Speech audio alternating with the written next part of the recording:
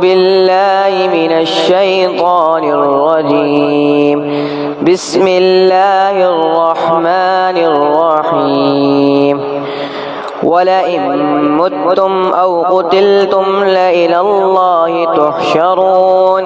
فبما رحمة من الله لنت لهم ولو كنت فظا غليظ القلب لانفضوا من حولك فاعف عنهم واستغفر لهم وشاورهم في الأمر فإذا عزمت فتوكل على الله إن الله يحب المتوكلين. إن ينصركم الله فلا غالب لكم وإن يخذلكم فمن ذا الذي ينصركم من بعده وعلى الله فليتوكل المؤمنون. وما كان لنبي أن يغل ومن يغل يأت بما كلم الله يوم القيامة ومن يغلل يأت بما غل يوم القيامة ثم توفى كل نفس ما كسبت وهم لا يظلمون. أفمن اتبع رضوان الله كمن باء بسخط من الله ومأواه جهنم وبئس المصير. هم درجات عند الله والله بصير بما يعملون. لقد من الله على المؤمنين إذ بعث فيهم رسولا من أنفسهم يتلو عليهم آياته ويزكيهم ويعلمهم الكتاب والحكمة وإن كانوا من قبل لفي ضلال مبين. أولما أصابتكم مصيبة قد أصبتم مثليها قلتم أنى هذا قل هو من عند أنفسكم إن الله على كل شيء قدير. وما أصابكم يوم التقى الجمعان فبإذن الله وليعلم الذين نافقوا وقيل لهم تعالوا قاتلوا في سبيل الله أو ادفعوا قالوا لو نعلم قتالا لاتبعناكم هم للكفر يومئذ أقرب منهم للإيمان يقولون بأفواههم ما ليس في قلوبهم والله أعلم بما يكتمون. صدق الله العظيم.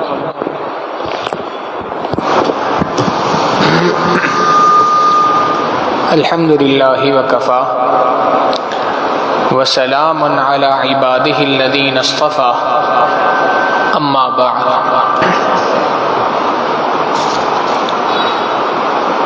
یہ سورہ آل عمران کا 17واں رکوع ہے.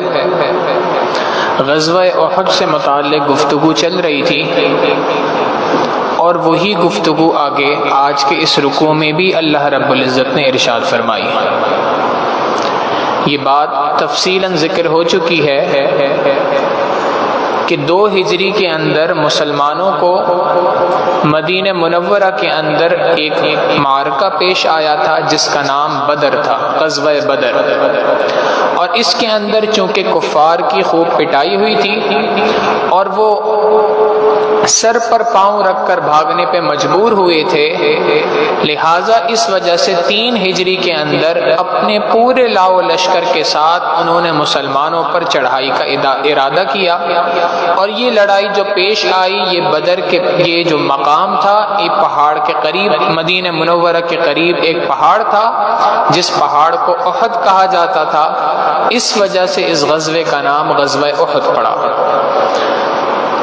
3 ہجری کے اندر یہ واقعہ پیش آیا اور اور نبی علیہ الصلوۃ والسلام نے یہاں پر صحابہ کی صف بندی فرمائی، اور اس کے اندر 50 افراد وہ تھے جن کو حضرت عبداللہ ابن جبیر رضی اللہ تعالیٰ عنہ کی عمارت میں ایک جبل کے اوپر، ایک پہاڑ پر، چھوٹی پہاڑی تھی، جبل رمات اس کو کہا جاتا ہے، اس پر صحابہ کو کھڑا فرمایا اور یہ بات ذکر کر دی، حکم دے دیا کہ تم نے یہاں سے ہلنا نہیں ہے، یہاں تک یہ بات ارشاد فرما دی کہ اگر تم ہمیں شکست کھاتا ہوا دیکھ لو، تم دیکھو کہ پرندے ہماری لاشوں کو نوچ رہے ہیں، تب بھی تمہیں اس بات کی اجازت نہیں کہ تم یہاں سے ہلو۔ بہرحال یہ بات فرما کے نبی علیہ الصلوۃ والسلام نے دیگر صحابہ کی صفوں کو درست فرمایا، لڑائی شروع ہوئی، مسلمانوں کو غلبہ ہوا، انہوں نے کفار کو مار بھگایا۔ جب یہ کفار بھاگ رہے تھے تو بھاگتے ہوئے ان کفار نے اپنا بہت سارا مال غنیمت میدان جنگ کے اندر چھوڑ دیا۔ اب ان کے جانے کے بعد جو مسلمان تھے وہ اس مال غنیمت کو اکٹھا کر رہے تھے۔ اس مال غنیمت کو اکٹھا کرتا دیکھتے ہوئے یہ جو 50 صحابہ جو جبل رمات پر تھے، ان میں سے بعض کے دل میں یہ بات آئی کہ ہم بھی نیچے اترتے ہیں، اپنے ساتھیوں کے ساتھ اس مال غنیمت کو جمع کرتے ہیں۔ یہ مسئلہ بھی پہلے گزر چکا ہے کہ مال غنیمت کا جو مال ہوتا ہے وہ کسی شخص کی ملکیت نہیں ہوتا، بلکہ وہ سارا کا سارا مال اکٹھا کیا جاتا ہے، اور اکٹھا کرنے کے بعد اس کی کچھ تقسیم ہے کہ اتنا حصہ اس کے حصے میں آئے گا، اتنا حصہ فلاں جگہ پہ جائے گا، اور اتنا حصہ ہے جو مجاہدین کے درمیان، جہاد کرنے والوں کے درمیان برابر تقسیم کیا جائے گا۔ تو کسی کی مال ملکیت نہیں ہوتی، لہذا صحابہ جو نیچے اترے یا جو اترنا چاہ رہے تھے، ان کے پیچھے مقصد مال کو جمع کرنا نہیں تھا، بلکہ اپنے بھائیوں کی مدد کرنا تھا، اس لیے کہ جو مال انہوں نے جمع کیا وہ ان کا نہیں تھا، بلکہ وہ سارا کا سارا مال جمع ہونا تھا اور اللہ کے محبوب صلی اللہ علیہ وسلم نے آخر میں تقسیم کرنا تھا۔ تو جب صحابہ نے اس بارے میں بات سوچی تو 2 رائے بن گئی۔ 10 افراد وہ تھے جنہوں نے اس رائے کی مخالفت کی، جن میں خود امیر لشکر عبداللہ ابن جبیر رضی اللہ تعالیٰ عنہ بھی تھے۔ ان حضرات کی رائے یہ تھی کہ آقا صلی اللہ علیہ وسلم نے ہمیں حکم دیا تھا کہ تم نے یہاں سے کسی قیمت پر نہیں اترنا، تو ہم نہیں اتریں گے۔ 40 افراد کی رائے یہ تھی کہ نہیں، اللہ کے محبوب صلی اللہ علیہ وسلم کا یہ حکم اس وقت تک تھا جب تک کہ ہم جنگ کے اندر تھے، اب جنگ ختم ہو چکی ہے، نبی علیہ السلام کا حکم بھی جنگ تک تھا۔ اب یہ اختلاف رائے ہوا، 10 افراد اوپر رہ گئے، باقی 40 نیچے اتر گئے۔ کفار کا ایک لشکر تھا، انہوں نے جب دیکھا کہ مسلمانوں نے اپنی جو پن پوائنٹ پلیس تھی، وہ جگہ تھی جہاں سے سب سے زیادہ مسلمانوں کو حملے کا خطرہ تھا، اس جگہ کو انہوں نے چھوڑ دیا ہے۔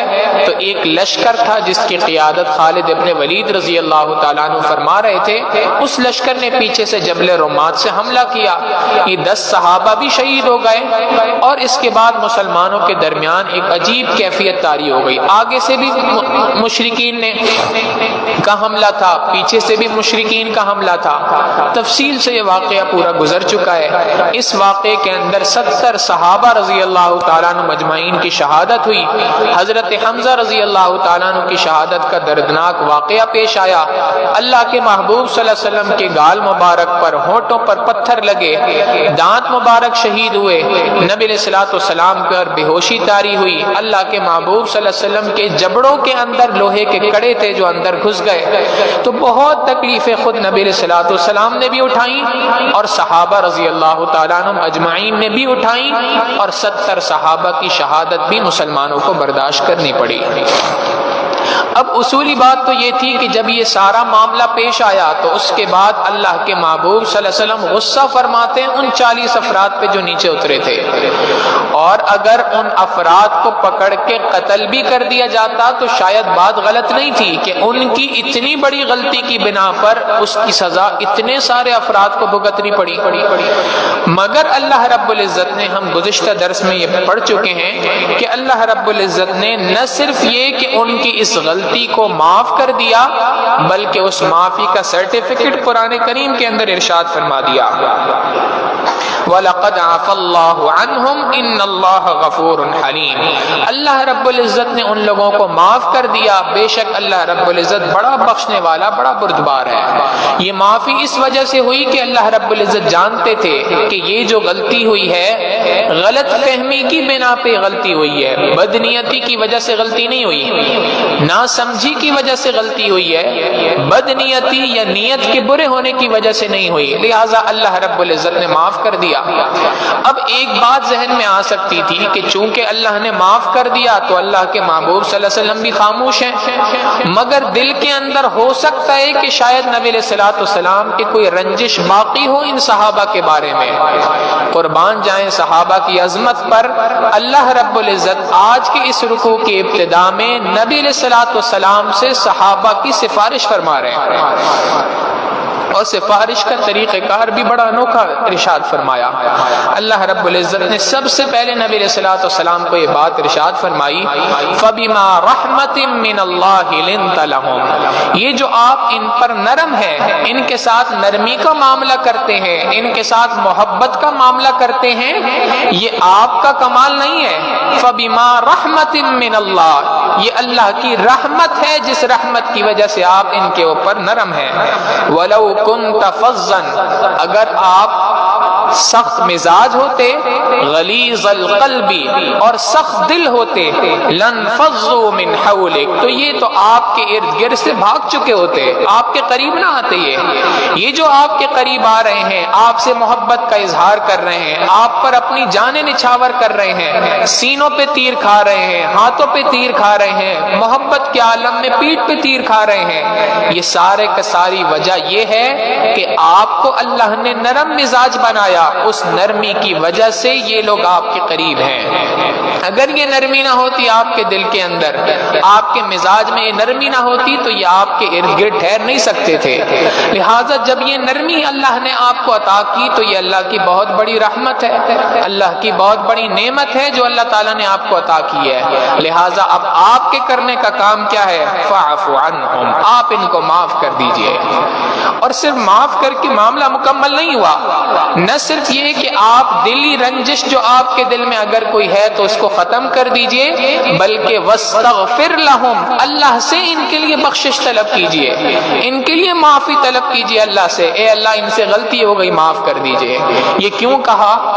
اس لیے ارشاد فرمایا کہ دیکھیں ایک بات تو یہ کہ اللہ نے معاف کر دیا ہے، انسان گناہوں پر معافی مانگتا ہے تو معافی کے چند درجات ہیں۔ پہلا درجہ یہ ہے کہ انسان اللہ سے معافی مانگتا ہے تو اس کے گناہوں کے، اس کی غلطی کے جو اثرات ہوتے ہیں اللہ تعالیٰ ان کو ختم کرتے ہیں، گناہ کو معاف کر دیتے ہیں۔ مزید بخشش طلب کرتا ہے تو اللہ رب العزت کے ہاں جو اکاؤنٹ ہے وہ ریورس چلنا شروع ہو جاتا ہے۔ ریورس سے کیا مراد؟ یہ جو گناہوں کا پلڑا تھا یہ نیکیوں کے پلڑے میں تبدیل ہو جاتا ہے۔ قرآن کریم گواہ ہے اس بات پر، من تاب وآمن وعمل عملا صالحا فأولئک یبدل اللہ سیئاتہم حسنات، جو کوئی شخص بھی توبہ کرتا ہے، نیک اعمال کرتا ہے، اللہ رب العزت نہ صرف یہ کہ اس کے گناہوں کو معاف فرما دیتے ہیں بلکہ اللہ رب العزت اس کے گناہوں کو نیکیوں میں تبدیل فرما دیتے ہیں۔ آتا ہے بندہ گناہوں کا پلندرا لے کے، پہاڑوں برابر گناہ لے کے، مگر پروردگار عالم کی بخشش اتنی بڑی ہے کہ اللہ رب العزت پہاڑوں برابر گناہوں کو پہاڑوں برابر نیکیوں میں تبدیل فرما دیتے ہیں۔ اے میرے محبوب صلی اللہ علیہ وسلم، یہ آپ کے صحابہ ہیں، آپ کے ساتھی ہیں، یہ عام لوگ نہیں ہیں، ان کا ہم نے چناؤ کر رکھا ہے، لہٰذا ہم نے ان کے گناہ کو معاف تو کر دیا ہے مگر ہم چاہتے ہیں کہ ان کے درجات کو مزید بلند کرتے رہیں، لہٰذا آپ بھی اپنے دل سے رنجش کو ختم کیجئے، اور صرف ختم کرنے پہ اکتفا نہ کیجئے، ان کے لیے بخشش کرتے رہیے، واستغفر لہم، اور ان کے لیے اللہ کے دربار میں بخشش طلب کیجئے، استغفار کیجئے، وشاورہم فی الامر، آئندہ کے کاموں میں بھی ان کو اپنے مشوروں میں شریک کریں، ایسا نہ ہو کہ اب آج کے بعد آپ ان سے مشورہ لینا چھوڑ دیں، وشاورہم فی الامر، ان کو اپنے مشوروں کے اندر شریک کیجئے۔ علماء نے اس آیت کے ذیل میں مشورے سے متعلق بہت ساری گفتگو کی ہے۔ پہلی بات تو یہ ہے کہ انسانوں کے لیے یہ بات اللہ رب العزت کی اس آیت کے ذریعے سے حکم پتہ چل گیا کہ انسان دنیا کے اندر جب کوئی کام کرنا چاہے، چاہے وہ دنیاوی امور سے متعلق ہو چاہے وہ دینی امور سے متعلق ہو، ہر کام میں صاحب رائے آدمی سے مشورے کا کرنا یہ بہت زیادہ اہم و ضروری ہے۔ آپ دیکھیں وہ شخصیت جو تمام کے تمام انبیاء علیہم السلام کے امام ہیں، جو سید البشر ہیں، تمام کے تمام افراد میں، دنیا میں آنے والے تمام افراد کے سردار ہیں، نبی آخر الزماں ہیں، جن کو اللہ رب العزت نے اپنا محبوب قرار دیا، جن کے علم کے مقابلے میں دنیا کے تمام افراد کا علم کوئی حیثیت نہیں رکھتا، اللہ رب العزت ان کو یہ بات ارشاد فرما رہے ہیں کہ اپنے کاموں میں مشورہ کیجئے، وشاورہم فی الامر، اپنے کاموں میں مشورہ کیجئے۔ لہٰذا ہر امتی کو بھی اس سے سبق مل گیا کہ دنیا کا کوئی کام ہو، دین کا کوئی کام ہو، اس کو مشورے سے طے کرنا چاہیے، اپنے سے زیادہ بہتر آدمی سے، افراد سے کسی کام میں مشورہ لینا چاہیے۔ یہی وجہ ہے نبی علیہ الصلوۃ والسلام صحابہ سے مختلف کاموں میں مشورہ کیا کرتے تھے۔ احد کی اسی لڑائی کے متعلق گزشتہ درس میں بات ہوئی تھی کہ اللہ کے محبوب صلی اللہ علیہ وسلم نے صحابہ سے مشورہ کیا، بتاؤ مدینے کے اندر رہ کر جنگ کرنی چاہیے یا مدینے سے باہر جا کے جنگ کرنی چاہیے؟ تو مشورہ اللہ کے محبوب صلی اللہ علیہ وسلم مختلف مقامات پر مختلف باتوں میں صحابہ سے فرماتے تھے۔ بعض مشورے عمومی ہوتے تھے، سب سے کر لیتے تھے، بعض مشورہ خاص ہوتا تھا تو مخصوص افراد سے فرما دیتے ہیں۔ جیسے ہجرت کے موقع پہ مشورہ کرنا تھا تو اللہ کے محبوب صلی اللہ علیہ وسلم نے سیدنا صدیق اکبر رضی اللہ تعالیٰ عنہ سے مشورہ کیا۔ عام مشورے اللہ کے محبوب صلی اللہ علیہ وسلم مسجد کے اندر بیٹھ کے کیا کرتے تھے، مگر جہاں کہیں ضرورت پیش آئی نبی علیہ الصلوۃ والسلام نے اس مشورے کو تنہائی کے اندر صدیق اکبر رضی اللہ تعالیٰ عنہ کے گھر پہ بیٹھ کے بھی فرمایا۔ تو مشورہ کرنا یہ اللہ کے محبوب صلی اللہ علیہ وسلم کی سنت مبارکہ میں سے ایک سنت ہے۔ نبی علیہ الصلوۃ والسلام نے اس مشورے کے متعلق بڑی باتیں ارشاد فرمائی۔ طبرانی شریف کی روایت ہے، نبی علیہ الصلوۃ والسلام فرماتے ہیں ما شقا عبد بمشورۃ، کوئی شخص بھی مشورہ کرنے کے بعد بدبخت نہیں ہو سکتا۔ کسی کو مشورہ کرنے کے بعد کوئی کام کر لے تو اس کام میں پچھتاوا نہیں ہوگا۔ وما سعد باستغناء، جو کوئی شخص بھی مشورہ نہیں کرتا، اپنے آپ کو مشورے سے مستغنی سمجھتا ہے، میں بڑی عقل والا ہوں، بڑی سمجھ والا ہوں، بڑی سوچ والا ہوں، جو کوئی شخص بھی کاموں میں مشورہ نہیں کرتا وہ کبھی بھی کامیاب نہیں ہو سکتا، اس کو اپنی بات پر پچھتاوا ہوگا۔ حضرت علی رضی اللہ تعالیٰ عنہ فرماتے ہیں الاستشارۃ عین الہدایہ، یہ جو مشورہ کرنا ہے یہ حقیقتاً صحیح بات کی طرف رہنمائی کرنے کا ذریعہ ہے۔ وقد خاطر من استغنى برأیہ، جس کسی شخص نے اپنی رائے کو آگے رکھا اور اپنی رائے سے کام کیا، مشورہ نہیں کیا اپنے کسی کام کے اندر، تو یہ شخص خطرے کے اندر ہے۔ ایمان والوں کی اللہ رب العزت سورہ شورى کے اندر نشانیاں بیان کرتے ہیں۔ الذین استجابوا لربہم، یہ وہ لوگ ہیں جو اپنے پروردگار کے سامنے فریاد کرتے ہیں، دعائیں مانگتے ہیں۔ واقاموا الصلاۃ، نماز کو قائم کرتے ہیں۔ وامرهم شورى بینہم، ان کے آپس کے جو معاملات ہیں یہ مشوروں سے طے ہوتے ہیں۔ ایمان والوں کی نشانیوں میں سے ایک نشانی ہے کہ آپس کے معاملات کو مشوروں سے طے کرتے ہیں۔ تو لہٰذا ہم لوگوں کے لیے اس بات کا سبق مل گیا کہ جب کبھی بھی کوئی کام کرنا ہے تو کاموں میں اپنے سے زیادہ بہتر فرد سے مشورہ کیا جائے۔ مشورے سے متعلق دو اصول ہیں شریعت کے جو ذہن میں رکھنے چاہیے۔ پہلا اصول یہ ہے کہ مشورہ ان کاموں میں ہوگا جو نصوص شرعیہ سے باہر کی چیز ہے۔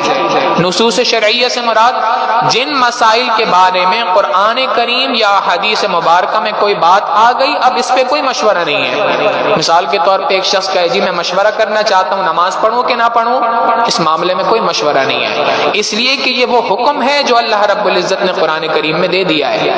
لہٰذا جو حکم، جو احکامات اللہ اور اس کے رسول صلی اللہ علیہ وسلم کے فرامین ہیں، قرآن کریم احادیث مبارکہ میں آ چکے ہیں، اس سے متعلق کوئی مشورہ نہیں ہے، ان پر صرف اور صرف عمل ہے۔ ہاں اس سے ہٹ کر کوئی بات ہے اس سے متعلق مشورہ کرنا چاہیے۔ مشورے کے بغیر اس کام کو نہیں کرنا چاہیے، ان میں مشورہ کرنا چاہیے۔ تو پہلا مشورے سے متعلق اصول یہ ہے کہ مشورہ ان کاموں میں ہوگا جن کے متعلق قرآن کریم احادیث مبارکہ میں واضح احکامات موجود نہیں ہیں۔ اور دوسری بات یہ کہ مشورہ صاحب رائے آدمی سے کیا جائے گا۔ ہر بندے کی اپنی فیلڈ آف ایکسپرٹیز ہوتی ہے، ہر بندے کی اپنی ایک فیلڈ ہے، ایک اپنی اسپیشلائزیشن ہے کسی نہ کسی فیلڈ میں۔ اب اگر کوئی شخص ہیرے کے کام کرنا چاہتا ہے، جویلری کا کام کرنا چاہتا ہے، تو اس کا مشورہ اگر سونار سے کرے گا تو کامیاب ہوگا، اور اس کا مشورہ اگر لوہار سے کرے گا تو نقصان اٹھائے گا۔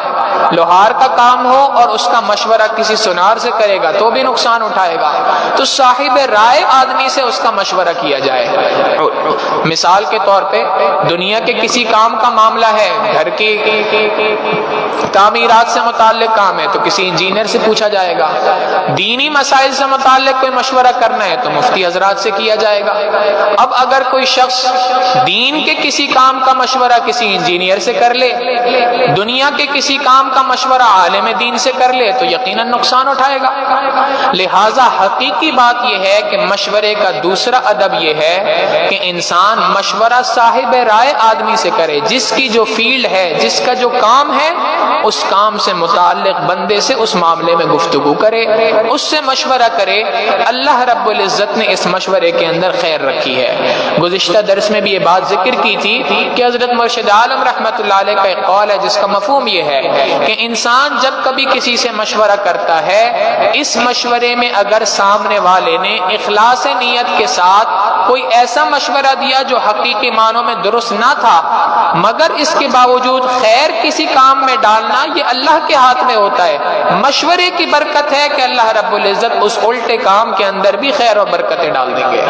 لہٰذا انسان کو چاہیے کہ اپنے کاموں میں اپنے بڑوں سے، اپنے متعلقین سے مشورہ کرتا رہے۔ وَشَاوِرْهُمْ فِي الْأَمْرِ، ان کو اپنے معاملوں میں شریک کیجئے، مشورہ کیجئے۔ اور پھر مشورے پہ بات مکمل نہیں ہو جاتی، مشورہ کیجئے، مشورہ کرنے کے بعد اگلا مرحلہ آتا ہے فَإِذَا عَزَمْتَ فَتَوَكَّلْ عَلَى اللَّهِ۔ اگلا مرحلہ یہ ہے کہ انسان مشورہ کرنے کے بعد اب اللہ سے رجوع کرے، اللہ سے مانگے، اللہ سے خیر مانگے، اللہ کے سامنے دعائیں کرے، اللہ سے رجوع کرے۔ اس کو شریعت کی اصطلاح میں استخارہ کہا جاتا ہے۔ ہمارے ہاں عمومی طور پہ تین مختلف طریقے کی غلطیاں ہوتی ہیں۔ ایک غلطی تو یہ ہوتی ہے کہ نہ مشورہ کرتے ہیں، نہ استخارہ کرتے ہیں، معاملات کو نپٹا دیتے ہیں، بعد میں پچھتاتے ہیں کہ یہ کیا ہوا۔ دوسری غلطی یہ ہوتی ہے کہ بہت سارے افراد ایسے ہیں جن کا مشورے پر کوئی خاص اہمیت حاصل نہیں، ان کے نزدیک سارا کا سارا زور استخارے کے اوپر ہے، اور سمجھتے اس کے اندر غلطی یہ ہے کہ استخارہ نام ہے اس چیز کا کہ میں رات کو کوئی چیز، کوئی عمل پڑھ کے سوؤں گا، صبح کو اٹھوں گا تو کوئی نہ کوئی خواب کے اندر کوئی بات آئی بھی ہوگی، اس سے مجھے اشارہ مل جائے گا اور اس اشارے کے ذریعے سے میں اس کام کی طرف رہنمائی کر لوں گا۔ استخارہ کسی چیز کے اشارے کا نام نہیں ہے۔ شریعت نے دو ہی کام کہے، ایک یہ کہ انسان کسی صاحب رائے آدمی سے مشورہ کرے، مشورے کے بعد اللہ سے خیر طلب کرے۔ استخارہ کہتے ہیں خیر کا طلب کرنا، اللہ سے خیر طلب کرے اور اس کے بعد اس کام کو شروع کر دے۔ برے رات کو خواب میں کچھ نظر آئے کہ نہ نظر آئے۔ ہمارے یہاں ایک مرض اور بھی ہے، وہ یہ کہ بہت سارے لوگ یہ سمجھتے ہیں کہ استخارہ میں تو نہیں کر سکتا، استخارہ کسی سے کروایا جائے گا۔ یہ عاجز اکثر ساتھیوں کو یہ بات کہتا ہے کہ دنیا کے اندر اللہ کے محبوب صلی اللہ علیہ وسلم سے بڑی شخصیت کوئی نہیں ہے۔ ساری کتب احادیث اٹھا کے دیکھ لے، کسی حدیث کی روایت میں آپ کو نہیں ملے گا کہ کوئی صحابی اللہ کے محبوب صلی اللہ علیہ وسلم کے پاس آئے ہوں، اے اللہ کے محبوب صلی اللہ علیہ وسلم میرے لیے استخارہ کر دیجئے۔ نبی علیہ السلام سے بڑی ذات کس کی ہو سکتی ہے؟ مگر اللہ کے محبوب صلی اللہ علیہ وسلم سے کسی صحابی نے آ کے جو ہے وہ درخواست نہیں کی کہ آپ میرے لیے استخارہ کیجئے۔ کیوں؟ استخارہ خود کرنے کا عمل ہے، جو کوئی دوسرا کرتا ہے تو اس کے دوسرے کے کرنے کا کوئی اعتبار نہیں ہے شریعت کے اندر۔ اعتبار ہے تو اس بندہ جس کا مسئلہ ہے اس کے استخارہ کرنے کا اعتبار ہے۔ لہٰذا اللہ رب العزت سے استخارہ بھی کیا جائے۔ استخارہ اللہ سے خیر طلب کرنا ہے، اللہ توفیق دے، 2 رکعت نفل پڑھے، اللہ کے سامنے ہاتھ اٹھائے۔ استخارے کی مشہور دعا ہے، اگر یاد ہو تو بہت اچھا، یاد نہ ہو اردو کے اندر بندہ دعا مانگے، اے اللہ اللہ میں نے یہ کام کا ارادہ کر رکھا ہے، اس کے لیے میں نے مشورہ بھی کیا ہے، اے اللہ اگر اس کام میں میرے لیے بہتری ہے تو اس کے راستوں کو کھول دیجئے، اور اگر اس کام میں بہتری نہیں ہے تو اے اللہ اس کے دروازوں کو میرے لیے بند فرما دیجئے، اس سے بہتر چیز میرے لیے کھول دیجئے۔ یہ دعا کا نام ہے استخارہ۔ اب اس کے بعد بندہ قدم بڑھا دے، اگر 2 رکعت نفل بھی نہیں پڑھ سکتا تو ویسے ہی اللہ سے دعا مانگے، یہ بھی استخارے کے اندر شامل ہے۔ استخارے کے لیے 2 رکعت نفل کا پڑھنا کوئی شرط نہیں، ہاں پڑھیں، یہ نبی علیہ السلام کی سنت ہے، لیکن لازم ملزوم نہیں ہے کہ اس کے بغیر استخارہ نہیں ہو سکتا۔ اٹھتے بیٹھتے چلتے پھرتے بندہ جا رہا ہے، آ رہا ہے، کھا رہا ہے، پی رہا ہے، مستقل اللہ سے دعا مانگ سکتا ہے، اے اللہ میرے اس کام میں میری مدد فرما دیجئے۔ یہ جو مدد کا مانگنا ہے اسی کا نام استخارہ ہے۔ یاد رکھیے گا یہ استخارہ استشارہ مشورے کے بعد کیا جاتا ہے۔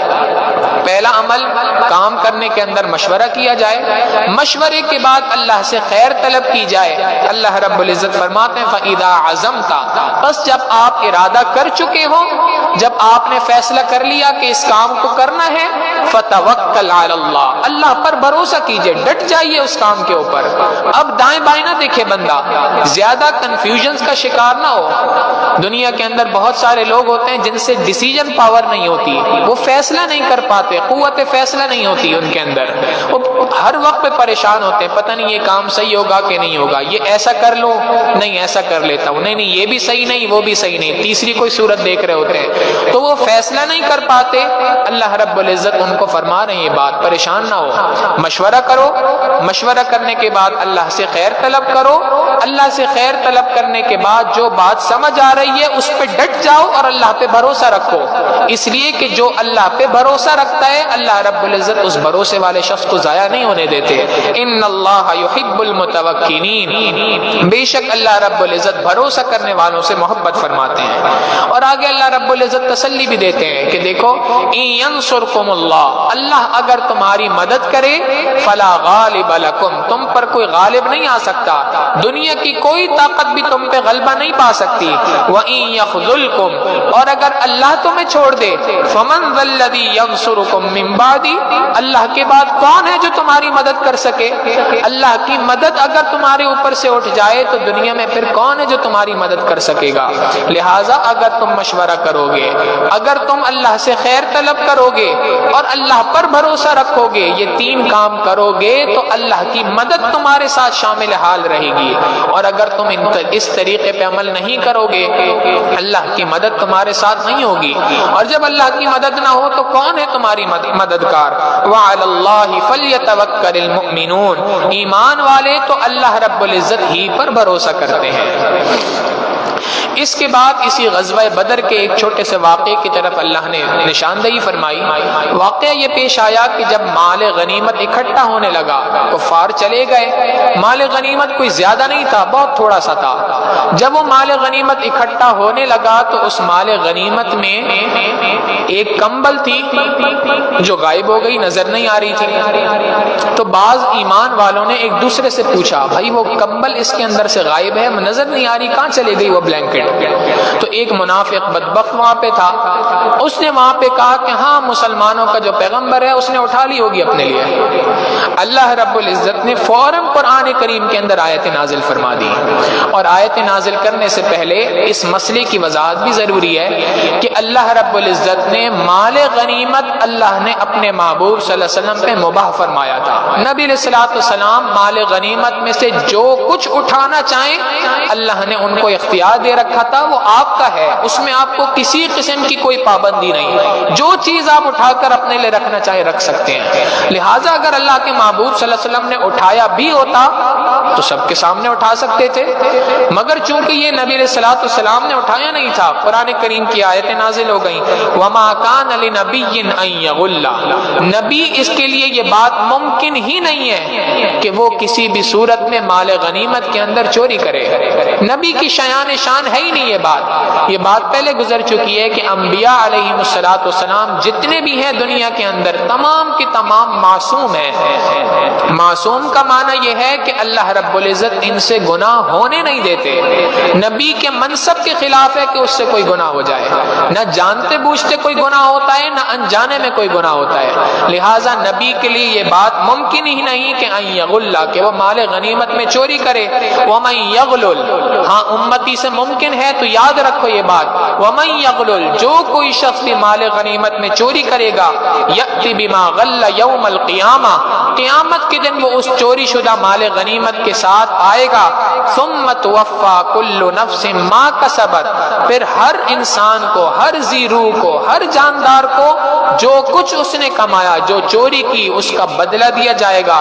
وہم لا یظلمون، اور اس پر کسی قسم کا کوئی ظلم نہیں کیا جائے گا۔ جو چوری کی ہے اس کا بدلہ کل قیامت کے دن دینا پڑے گا۔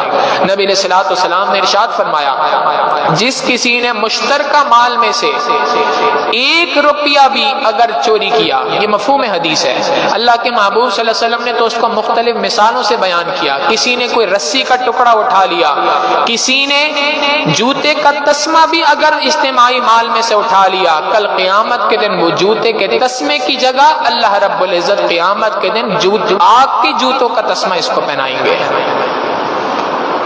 تو لہٰذا مال غنیمت ہو یا اسی طریقے سے مشترکہ مال ہو، مسجد کے فنڈ ہو، مدارس کے فنڈ ہو، یا اسی طریقے سے کسی بھی خیراتی کام کا فنڈ ہو، اس کے بارے میں یہی حکم ہے جو مال غنیمت کا حکم ہے۔ یہ مشترکہ مال ہے، کسی شخص کے لیے اس میں سے رتی برابر بھی کوئی چیز اٹھانے کی اجازت نہیں ہے۔ اگر اٹھائے گا تو اس کا حساب کل قیامت کے دن دینا پڑے گا اس کو۔ نبی علیہ الصلوۃ والسلام نے تو ادنیٰ ترین مثال بیان کر دی، رسی کا ٹکڑا اٹھا لیا، جوتے کا تسمہ اٹھا لیا، تو کل قیامت کے دن اس کے بدلے بھی آ گئے۔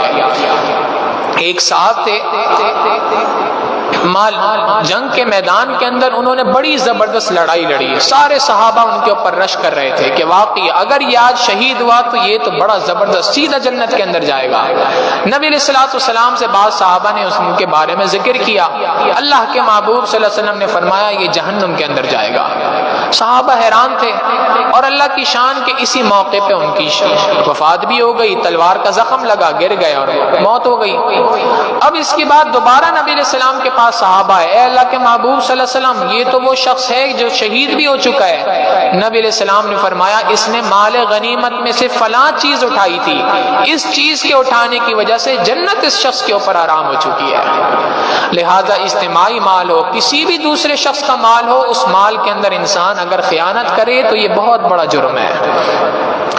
ثم توفى كل نفس ما كسبت وهم لا يظلمون۔ آگے اللہ رب العزت ایک اصولی ضابطہ بیان کرتے ہیں، افمن اتبع رضوان اللہ، آیا وہ شخص جس نے پیروی کی ہو اللہ کی خوشنودی کی، کمن، کیا اس شخص کی طرح ہو سکتا ہے، باء بسخط من اللہ، جو لوٹا اللہ کے غصے کو، اللہ کی ناراضگی کو لے کر۔ ایک شخص وہ ہے کہ جو اللہ رب العزت کی خوشنودی کو خرید رہا ہے، ایک شخص وہ ہے جو اللہ کی ناراضگی کو خرید رہا ہے۔ کیا یہ دونوں شخص برابر ہو سکتے ہیں؟ وَمَأْوَاهُ جَهَنَّمْ، جس کسی شخص نے اللہ کی خوشنودی کے بجائے اللہ کی ناراضگی کو خریدا اس کا ٹھکانہ تو جہنم ہے۔ وَبِئْسَ الْمَصِيرُ، اور یہ تو برا ٹھکانہ ہے۔ ہم درجات عند اللہ، یہ شخص جو اللہ کی خوشنودی کو تلاش کرتا ہے اس کے لیے اللہ رب العزت کے ہاں بلند درجات ہیں۔ واللہ بصیر بما یعملون، اور جو کوئی کام بھی تم دنیا کے اندر کرتے ہو اللہ رب العزت ان کو دیکھ رہا ہے۔ لہٰذا یہ دو افراد برابر نہیں ہو سکتے، جب برابر نہیں ہو سکتے تو دونوں کا حکم بھی برابر نہیں ہو سکتا۔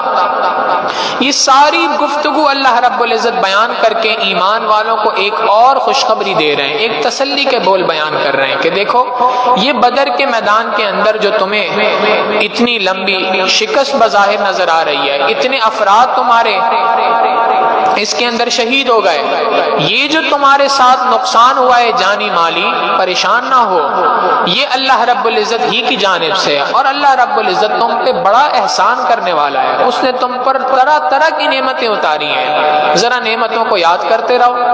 آپ غور کریں قرآن کریم میں اللہ تعالیٰ نے بہت ساری جگہوں پہ مختلف اپنی نعمتوں کو گنوایا، پیچھے بھی کچھ گزر چکی ہیں اور آگے آنے والے قرآن کریم کے بقیہ حصے میں بھی بہت ساری اللہ تعالیٰ کی انعامات ہیں، بارش کا برسانا، زمین کا پھیلا دینا، زمین پہ ہل چلانے کے کاشتکاری کے قابل کرنا، اللہ رب العزت کی بے تحاشا نعمتیں جو اللہ تعالیٰ نے گنوائی ہیں۔ مگر ان تمام نعمتوں کو گنوانے کے بعد اللہ نے کہیں پر بھی احسان نہیں جتلایا انسانوں پر کہ میں نے تم پہ یہ نعمت دی ہے میرا احسان مانو، کہیں پر احسان نہیں جتلایا۔ ایک نعمت ایسی ہے پروردگار عالم نے دی تو اس نعمت کو دینے کے بعد اللہ رب العزت نے اس پر احسان جتلایا کہ یہ میرا احسان ہے کہ میں نے تمہیں یہ نعمت دی ہے۔ اور واقعی بات یہ ہے، یہ وہ نعمت ہے جو پروردگار عالم کے خزانوں میں بھی ایک ہے۔ اور وہ نعمت کیا ہے؟ پہلے پارے کے اندر ہم نے ابراہیم علیہ السلام کی دعا دیکھی تھی کہ جب ابراہیم علیہ السلام بیت اللہ تعمیر کر کے فارغ ہو چکے تھے، اب اللہ رب العزت سے انہوں نے دعا مانگی۔ زبان حال سے اللہ رب العزت نے گویا ان سے یوں فرمایا، اے ابراہیم مانگیے کیا مانگتے ہیں؟ مزدور جب مزدوری پوری کر لے تو اس کو اس کی اجرت دی جاتی ہے۔ اے ابراہیم آپ نے میرا گھر تعمیر کر دیا، بتائیے مانگیے کیا مانگتے ہیں؟ ابراہیم علیہ السلام نے بھی واقعی مانگنے کا حق ادا کر دیا۔ کسی کہنے والے نے اس کو کچھ الفاظ اس طریقے کے استعمال کیے، مفہوم بہرحال یہی بنتا ہے، الفاظ تو یہ نہیں ہے جو قرآن کریم میں، لیکن مفہوم بات کا یہی بنتا ہے کہ ابراہیم علیہ السلام نے اللہ رب العزت سے فرمایا، اے اللہ میں دنیا کا مال و متاع آپ سے نہیں مانگتا، میں دنیا کی نعمتیں آپ سے نہیں مانگتا، میں اے اللہ آپ سے وہ چیز مانگتا ہوں جو آپ کے خزانے کے اندر بھی ایک ہے۔ اے ابراہیم آپ کیا مانگتے ہیں؟ اے اللہ نہ میں دنیا کا مال و متاع مانگتا ہوں بلکہ میں تو حقیقتاً آمنہ کا لال مانگتا ہوں۔ اے اللہ میں نے بیت اللہ بنا دیا ہے، اب اس بیت اللہ میں عبادت کرنے والے نبی یا آخر الزمان صلی اللہ علیہ وسلم کو بھیج دیجئے۔ فرمایا ربنا وابعث فیہم رسولا، اے اللہ ان کے درمیان رسول صلی اللہ علیہ وسلم کو بھیج دیجئے۔ نبی علیہ السلام نے فرمایا میں اپنے دادا ابراہیم کی دعا کی قبولیت بن کے دنیا کے اندر آیا ہوں۔ چنانچہ ابراہیم علیہ السلام نے وہ دعا مانگی تھی، اللہ رب العزت نے اس دعا کو قبول فرمایا اور ایمان والوں کو یہ بات ارشاد فرما دی، لقد من اللہ علی المؤمنین، تحقیق اللہ نے ایمان والوں پر بڑا احسان فرمایا، اذ بعث فیہم رسولا، جب اللہ نے ان کے درمیان رسول کو بھیجا، من انفسہم، خود انہی میں سے، وہ جو رسول آئے وہ خود انہی میں سے آئے۔ انہی میں سے آئے سے کیا مراد ہے؟ ایک بات تو یہ کہ انسانوں کے اندر رسول آئے، انسانوں میں سے ہی اللہ نے رسول کو منتخب فرمایا، یہ اللہ کا بہت بڑا احسان ہے۔ رسول فرشتہ نہیں ہے بلکہ رسول انسانوں میں سے ایک انسان ہے۔ انما انا بشر مثلکم، میں تو تمہاری طرح کا ایک انسان ہوں، دنیا کے اندر آیا ہوں۔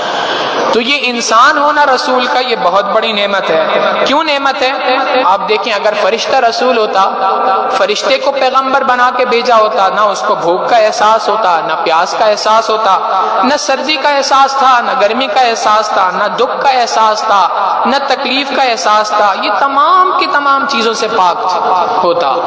اور رسول جو دنیا کے اندر اگر انسانوں میں سے آیا، گرمی بھی ہے، سردی بھی ہے، تکلیفیں بھی ہیں، بیماری بھی ہے، صحت بھی ہے، تمام کی تمام چیزوں کے ساتھ ہے، لہٰذا ہر صورت کے اندر مسلمانوں کو، ایمان والوں کو احکامات ملتے جائیں گے۔ آپ دیکھیں عام طور پہ حکم یہ ہے کہ انسان قضائے حاجت کے لیے جائے تو بیٹھ کر قضائے حاجت کرے، کھڑے ہو کے نہ کرے، نبی علیہ السلام نے سختی سے منع کیا۔ مگر ایک موقع ایسا تھا کہ اللہ کے محبوب صلی اللہ علیہ وسلم کی رگ کے اندر، پاؤں مبارک کے اندر شدید تکلیف تھی، بیٹھا نہیں جا رہا تھا، اللہ کے محبوب صلی اللہ علیہ وسلم نے کھڑے ہو کے قضائے حاجت کی، امت کو بتا دیا کہ دیکھو اگر مجبوری پیش آ جائے تو اس مجبوری کا حالت کے اندر یہ ہے۔ اب یہ فرشتے کے ساتھ تو مجبوریاں نہیں ہیں نا، یہ مجبوریاں تو انسانوں کے ساتھ ہیں۔ دکھ کے اندر کیسے پیش آنا ہے؟ ایک شخص اس کا بیٹا فوت ہو جائے، بیوی فوت ہو جائے، والدین فوت ہو جائیں تو اس کو تسلی کیسے دینی ہے؟ فرشتہ تو نہیں دے سکتا، نہ اس کا باپ ہے، نہ اس کی اولاد ہے، نہ اس کے بہن بھائی ہیں، نہ بیوی بچے ہیں۔ نبی علیہ السلام کی زندگی کو دیکھیں، پیدائش سے پہلے والد فوت ہو گئے، 6 سال کی عمر میں والدہ فوت ہو گئیں، 8 سال کی عمر میں دادا فوت ہو گئے، آگے چل کے چچا جو آخری سہارا تھا وہ بھی فوت ہو گئے۔ پھر اس کے بعد اللہ کے محبوب صلی اللہ علیہ وسلم کی 2 ازواج، 2 بیویاں جو فوت ہو گئیں، بیویوں کے فوت ہونے کا غم بھی اللہ کے محبوب صلی اللہ علیہ وسلم نے برداشت کیا۔ نبی علیہ السلام کی پھپھیاں فوت ہوئیں، ان کا غم بھی اللہ کے محبوب صلی اللہ علیہ وسلم نے برداشت کیا۔ اللہ کے محبوب صلی اللہ علیہ وسلم کی 3 بیٹیاں فوت ہوئیں، نبی علیہ السلام نے ان کا غم برداشت کیا۔ اللہ کے محبوب صلی اللہ علیہ وسلم کی 2 بیٹیوں کو طلاق ہوئی نبی علیہ الصلوۃ والسلام نے ان کا غم برداشت کیا۔ اللہ کے محبوب صلی اللہ علیہ وسلم کے بیٹے حضرت ابراہیم رضی اللہ تعالیٰ عنہ 18 ماہ کی عمر کے اندر فوت ہوئے، نبی علیہ الصلوۃ والسلام نے اس غم کو برداشت کیا۔ حضرت عبد الرحمن ابن عوف رضی اللہ تعالیٰ عنہ فرماتے ہیں نبی علیہ الصلوۃ والسلام نے حضرت ابراہیم کو اپنی گود میں اٹھایا ہوا ہے، آخری سانسیں چل رہی ہیں، اللہ کے محبوب صلی اللہ علیہ وسلم کی آنکھوں سے آنسو جاری ہیں۔ میں نے نبی علیہ الصلوۃ والسلام سے پوچھا اے اللہ کے محبوب صلی اللہ علیہ وسلم آپ بھی رو رہے ہیں؟ آپ نے تو غم کرنے سے منع کیا ہے۔ نبی علیہ الصلوۃ والسلام نے فاشار الی لسانہ، بخاری شریف کی روایت ہے، اللہ کے محبوب صلی اللہ علیہ وسلم نے اپنی زبان کی طرف اشارہ کر کے فرمایا اے عبد الرحمن، میں نے جس غم منانے سے منع کیا ہے وہ زبان سے بے صبری کرنا ہے، آنکھوں سے آنسوؤں کا نکلنا یہ تو انسان کے اختیار سے باہر کی چیز ہے۔ اور پھر ارشاد فرمایا ان العین تدمع، بے شک ہماری آنکھیں بہہ رہی ہیں، والقلب یحزن، اور دل غمگین ہے، ولا نقول الا ما یرضی ربنا، اور ہم وہ بات نہیں کہتے سوائے اس کے جس سے ہمارا پروردگار ہم سے راضی ہوتا ہے۔ وَإِنَّا بِفِرَاقِكَ يَا إِبْرَاهِيمُ لَمَحْزُونَ، اور اے ابراہیم ہم آپ کی جدائی میں بڑے غم زدہ ہیں۔ تو یہ غم کی کیفیات کا آنا، خوشی کی کیفیات کے اندر کیا کرنا ہے، صحت کی کیفیت میں کیا کرنا ہے، بیماری کی کیفیت میں کیا کرنا ہے، یہ ساری کیفیات ایک نبی پہ آ سکتی ہیں، امتی فرشتے کے اوپر تو نہیں آ سکتی۔ یہی وجہ ہے نبی علیہ الصلوۃ والسلام نے ارشاد فرمایا اے امتیوں، تمہیں جب کبھی بھی کوئی غم آئے تو تم میرے غموں کو یاد کر لینا، تمہیں اپنے غم بھول جائیں گے۔ کتنی بڑی تسلی ہے ایمان والوں کے لیے، کتنی بڑی اللہ کے محبوب صلی اللہ علیہ وسلم کی طرف سے سیٹسفیکشن ہے۔ تو واقعی یہ اللہ کا احسان ہے کہ اللہ نے ایک رسول کو امت کے اندر بھیجا، اور وہ رسول من انفسہم، انہی میں سے ایک ہے۔ اور پھر دوسری احسان یہ فرمایا کہ اس رسول کو عجمی نہیں بنایا، عربی رسول بنایا، عرب کے درمیان اتارا تھا تو انہی کی زبان سمجھنے والا تھا، ان کے مسائل کو سمجھنے والا تھا، اس کے مطابق دین کو پہنچانے والا تھا۔ اگر فارسی زبان بولنے والا رسول ہوتا، کوئی اور زبان بولنے والا رسول ہوتا تو عرب اس کو کیسے سمجھتے؟ لہٰذا اللہ رب العزت نے عربوں میں عربی رسول کو اتارا، من انفسہم، خود انہی میں سے ایک رسول کو۔ اس رسول کے آنے کا مقصد کیا ہے؟ اللہ رب العزت 4 مقاصد اس کے گنواتے ہیں۔ پہلا مقصد کیا ہے؟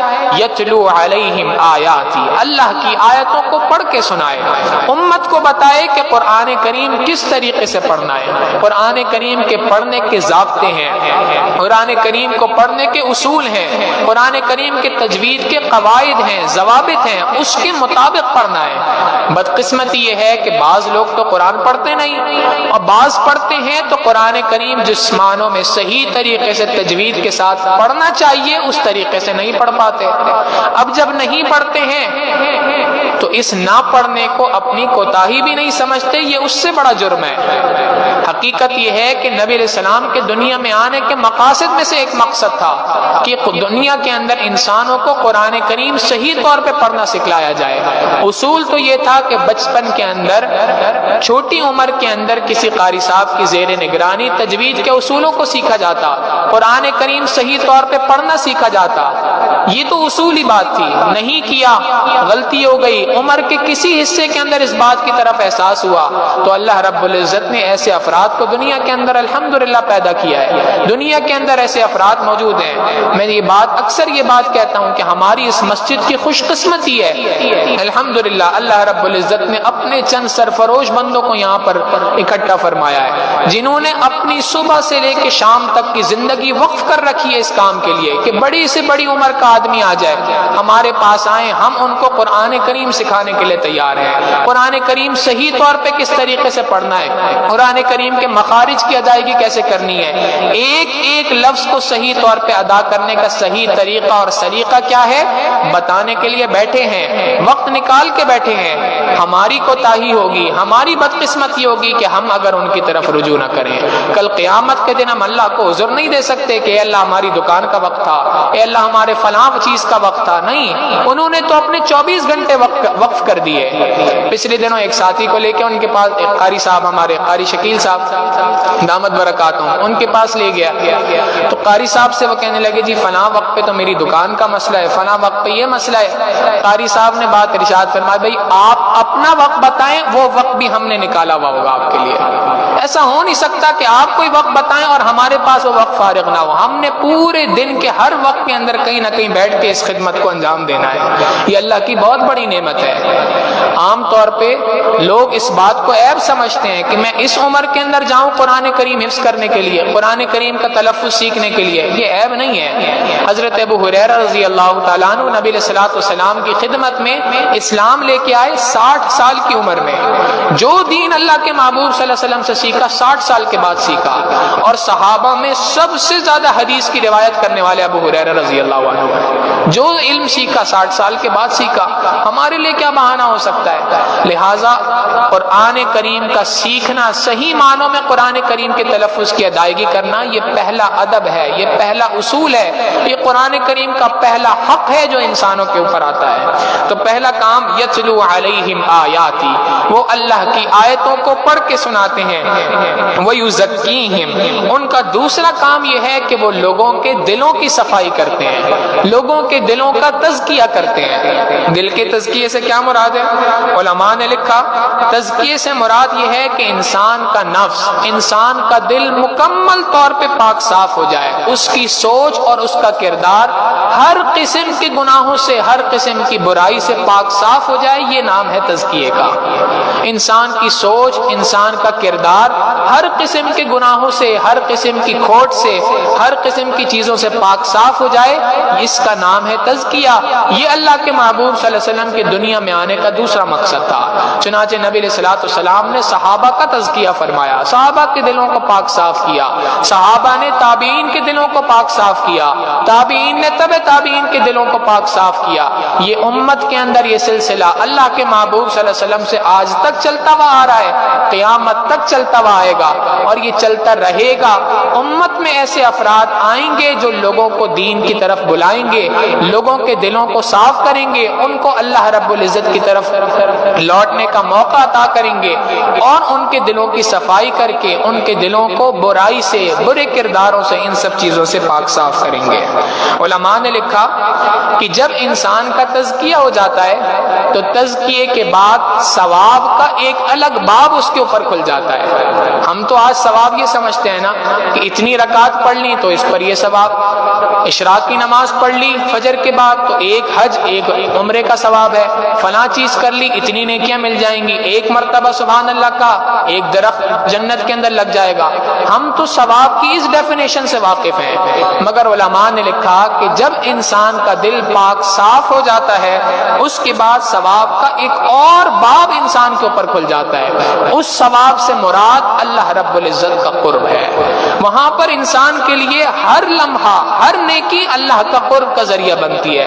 پھر وہ بندہ حساب کتاب میں نہیں پڑھتا کہ اس نیکی سے کتنی نیکیاں میرے نام اعمال میں آئیں گی، کتنے اکاؤنٹ کے اندر نیکیاں آئیں گی، کتنے حج کا ثواب ملے گا، کتنے عمرے کا ثواب ملے گا، نہیں، اس کو یہ پتا ہوتا ہے کہ میں یہ پڑھوں گا تو اس کے ذریعے سے میں اللہ کے قرب کی ایک اور سیڑھی چڑھ جاؤں گا۔ بندگی سے ہمیں تو مطلب ہے، ہم ثواب و عذاب کیا جانے، کس میں کتنا ثواب ملتا ہے، عشق والے حساب کیا جانے۔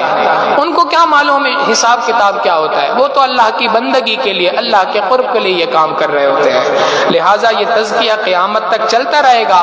ہماری ضرورت اس بات کی ہے کہ ہم اپنے دلوں کو ان اللہ والوں کے ساتھ جوڑیں، ان کے ساتھ تعلق قائم کریں کہ جنہوں نے اپنا تعلق اپنے بڑوں سے قائم کر کے اس تزکیہ نفس کی نعمت کو حاصل کیا۔ دوسرا کام وَيُزَكِّيهِمْ، تزکیہ کریں۔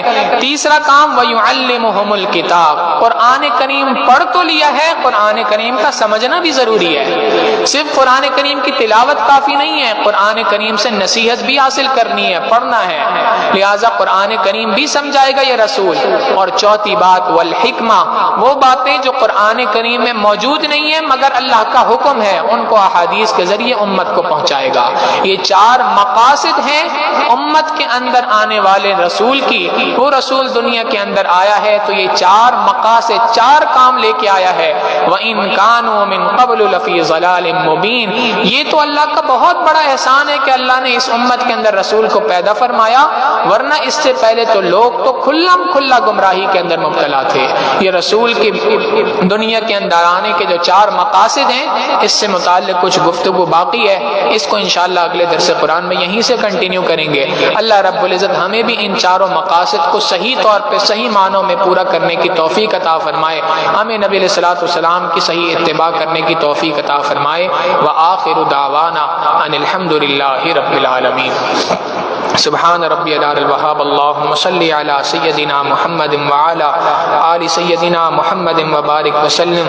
اللہم انا نسألک علما نافعا وعملا متقبلا ولسانا ذاکرا وقلبا خاشعا ورزقا واسعا وشفاء من كل داء، وصلی اللہ تعالی علی حبیبہ سیدنا محمد وآلہ واصحابہ اجمعین برحمتک یا ارحم الراحمین۔